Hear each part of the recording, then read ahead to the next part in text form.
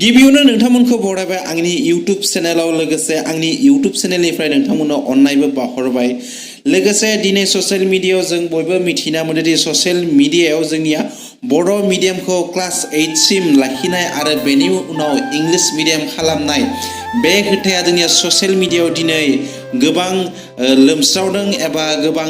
जायगा लादों आरो बेनि सायावनो दिनै नोंथांमोनजों रायलायगोन आङो अब्ला नोंथांमोना भिडिअखौ जोबजासिम नायबानो जाबाय मानोना बिटिडि ओनसोलनि गाहाय जायफोर दं बिथांमोना बर' मिडियामखौ क्लास 8 सिम एबा 9 थाखोसिम लाखिनाय आरो 9 थाखोनि उनाव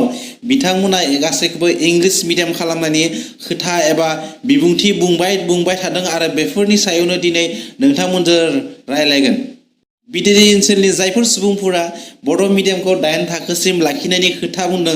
जानो हागौ बिथांमोनाबो गावनि देबनागिरि हांखोनि थाखाय गिबि दावहा बड'लेण्ड रायजोआव बिथांमोनानो हाग्रा बंग्रायाव थानानै दावहा नांदोंमोन आरो दावहानाय बर' रावखौ बिथांमोना दिनै 8 सिडिउल भारतनि संबिजिराव थिसननो हादों एसेबांखिनि थिसननो हानाबो बिथांमोनानो दिनै बुजिनानै रोंखा राखा सुबुंफोरानो दिनै बर' रावखौ बिथांमोना क्लास 8 एबा 9 थाखोसिम बर' रावखौ लाखिनानै 9 थाखोनि सायाव बिथांमोना इंलिश मिडियाम खालामनो नाजादों बेयो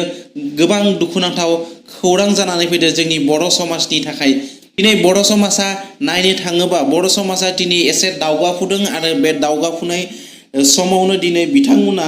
गावनि पलिटिकेल पार्टी एबा पलिटिकेल पार्टीनि नारसिनथायनि गोहोमनि गेजेरजों बिथांमोना बायदिसिना खोथा बुंनानै गावनि राजखान्थिखौ फोथांना लाखिनो सानदों बिथांमोना बुंनाय लेखायैबा बर' हारिनि जायफोर थुनलाइ खन्थाइ रायथाइ आरो सुंद' सल' बायदिसिना लिरनाय लिरगिरिफोर दं बिथांमोना बर' रावा जुदि 9 थाखोसिमल' सोलियोब्ला बर' बिजोङा बिथांमोना मा लिरगोन आरो बर' समाजनि गेजेराव बिथांमोना माबायदियै बिथांमोना लिरनानै बिथांमोना गावनि साननाय आरो फोरोंगोन बिथांमोना नलेज होगोन बर' समाजनि बर' फरायसाफोरखौ लोगोसे बिथांमोना लोगोसे बर' समाजाव थानाय एबा बर' ओनसोलाव थानाय बायदिसिना भेन्सार स्कुलफोर दिनैबो दङ आरो बेफोर भेन्सार स्कुलनि फोरोंगिरिफोरखौ माबायदि जोङो फोरोंगिरि महरै थिसननो हागोन जायनिखि बर' हारिनि बिमा रावानो जुदि 9 थाखोसिम थायोब्ला अब्ला बर' बिमा रावनि फोरोंगिरि जों बबेनिफ्राय थिसनगोन आरो बिमा रावनि फोरोंगिरि जों बबेनिफ्राय मोनगोन जानो हागौ बेफोरबायदि 9 थाखोसिम जुदि जोंनि बर' रावा थायोब्ला एबा बिमा रावा बर' मिडियामनि फरायसालि थायोब्ला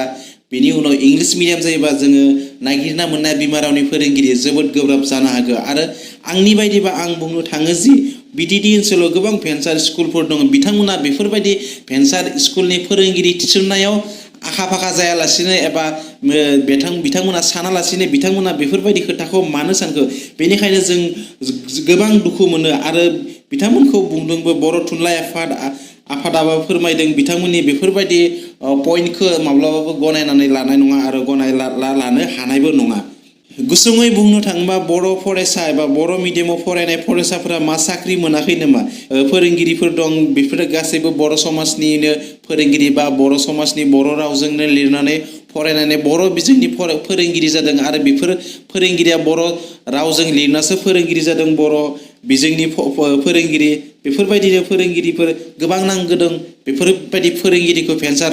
स्कुलनि फोरोंगिरिफोरखौ मानो बिसोरो थिसना बर' बिजोंनि भेन्सार स्कुलफोरखौ जेब्ला फोरोंगिरि थिसननानै बेयाव कन्टिनिउ मोजाङै क्लास खालामगोन अब्लासो बर' बिजोंनि फरायसाफोरा मोजां रिजाल्ट खालामगोन नाथाय बिथांमोना साना हनानो बर' बिजोंखौ एबा बर' मिडियामखौ 9 थाखोसिम खालामनानै बेनि उनाव इंलिश मिडियाम खालामगोन होननानै बिथांमोना बेफोरबायदि खोथाखौ मानो बुंदों दुखुनांथाव खोथाखौ नाथाय दिनै जि निउ इन्डिया इडुकेसन पलिसि ओंखारदों बेयावथ' बेफोरबायदि लिरनाय गैया इडुकेसन टु राइट बे पलिसियाव लिरनाय दङ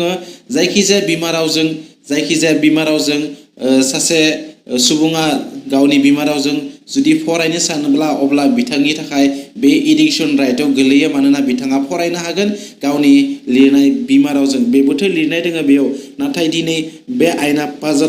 जानायनि उनाव बेनि गासैबो गुवार बेखेवथिया नुजाथिगोन जोंनि समाजनि गेजेराव बिथांमोना मिथिखागौ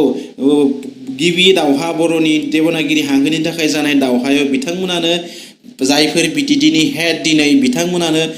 दावहा नांनानै बर' रावखौ देबनागिरि हांखोखौ लाबोदों आरो लाबोनानै फैयै दिनै 8 सिडिउल बेयावबो बर' रावा थिसनजाबाय आरो भारतनि संबिधानाव 8 सिडिउलाव थिसनजानायनि उनावबो बिथांमोना बेफोरबायदि फाव मानो गेलेदों गेलेनानै बर' हारिखौ मानो लाजि फोनांखौ बेबो मोनसे सोंनाय जानानै फैदों जोंनि गेजेराव। जों मिथिनायाव दिनै बर' थुनलाइ आफाद आरो एबसुआ अरायबो नाजाबोगासिनो दं। दिनै बर' मिडियामा 10 थाखोसिम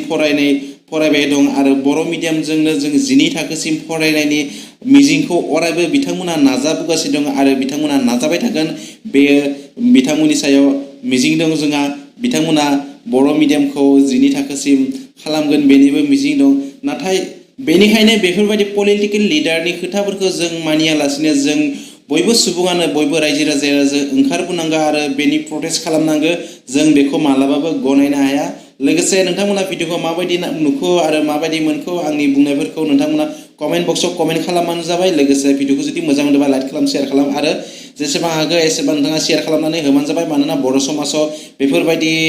जाथाया जेन जाया आरो बर' समाजा बेफोरबायदि जाथायनिफ्राय जेन दुखु मोना आं बेखौनो फोरमायनो सानदों। लोगोसे नोंथांमोना दाबो जुदि गोदानै आंनि चेनेलाव फैदोंबा नोंथांमोना चेनेलखौ साबस्क्राइब खालामनानै होबानो जाबाय। अब्ला नेक्स्ट भिडिअ लोगो मोननाय मिथिदो दिनै एसेयावनो नोंथांमोननि सेरनिफ्राय बिदाय लायनोसै। अब्ला बाय।